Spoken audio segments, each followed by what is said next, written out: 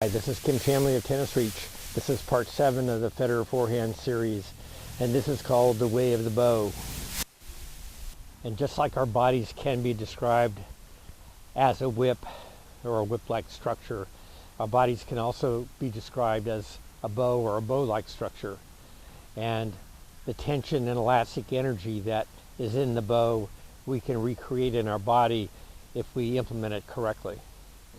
In the martial arts, they talk about the 5 bows of the body. Basically, almost everything in the body can become a bow or a bow-like structure. The legs, the arms, the shoulders, the positioning of our hands, all are potentially bow-like structures that can be formed in such a way that we can release energy in an amazing fashion.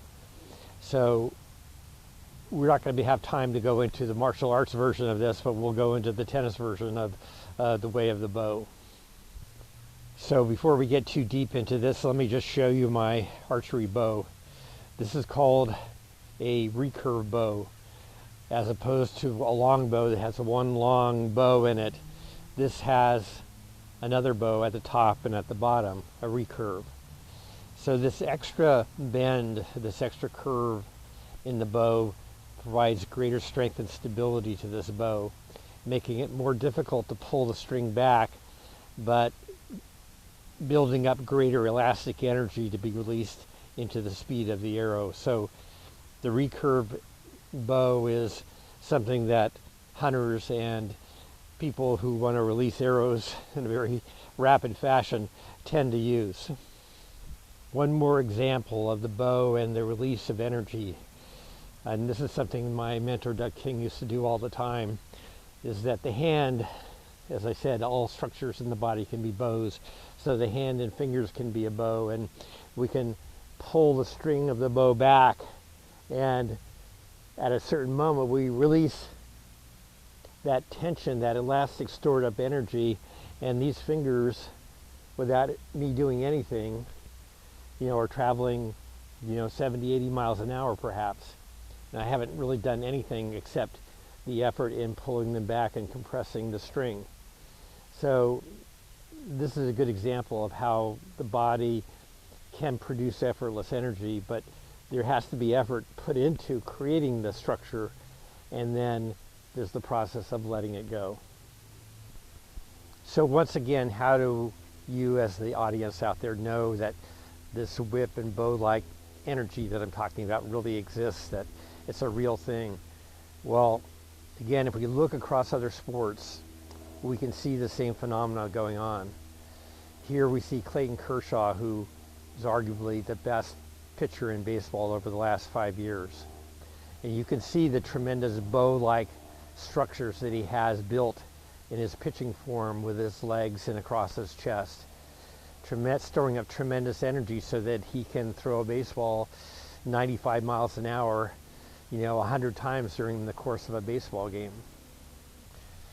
Yes, there are several reasons Kershaw can throw that fast, having a large, powerful, athletic body, but how he creates the bow power throughout in the separation of his non-throwing arm and his throwing arm, and the tremendous elastic tension he stores there, and even more tremendous stored energy in the bow he creates with his stride leg. These are the critical things to understand in Clayton Kershaw's speed and power.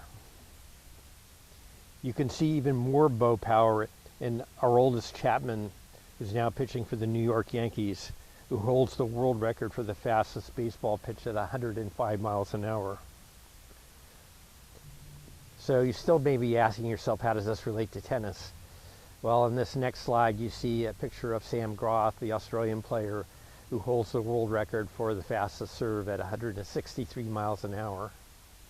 And you can see the tremendous bow-like structures that he's created in his trophy position to store up before he releases this tremendous energy in the serve. Whereas Federer has built all of this up into one gigantic bow structure here at the end that is then going to be released. So to get the feel for this, I just want you to try to copy Federer's form here in this critical moment. So I want you to get down into your legs much more than you normally do, I'm guessing.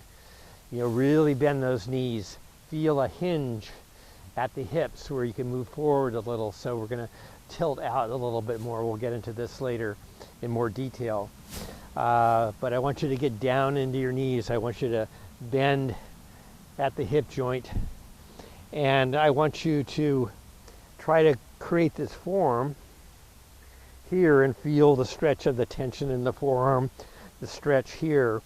And I'm going to have you do 10 drop hits or against the wall. But I want you to do it in a way that is like drawing the bow of the string.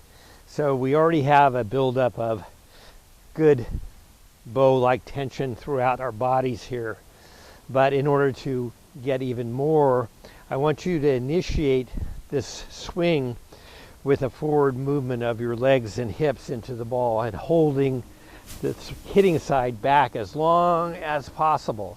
So we're creating even more stretch and elastic energy throughout the body. So you start, as you should in any power stroke, start with the legs and the hips turning and holding this back, holding the hinge back before it's released. And only when you absolutely have to will you release the racket. And you should feel this stretch as you do this in your body, and you should feel extra speed as it's released. This is sometimes called the slingshot effect. So do 10 or 15 of these drop hits, initiating, cropping the form, but initiating the stroke with the lower body and hips first, holding the tension in the racket and the racket tip back as long as possible before we come up and explode and release the whip.